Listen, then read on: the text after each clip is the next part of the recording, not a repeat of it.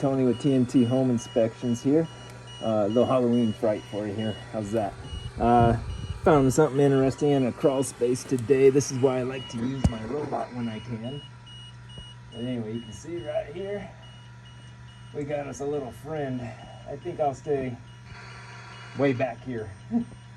So, needless to say, I don't know if it's a male, female, if it has babies or not, but definitely check your crawl space screens. Make sure you don't have anything going on there.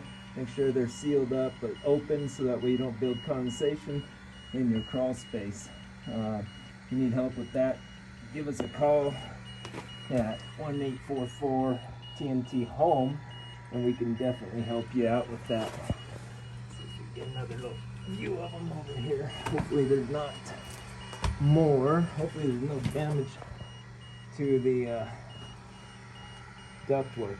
So I'm gonna get off the video here and try to finish up this crawl space, but I thought everybody'd like to see that.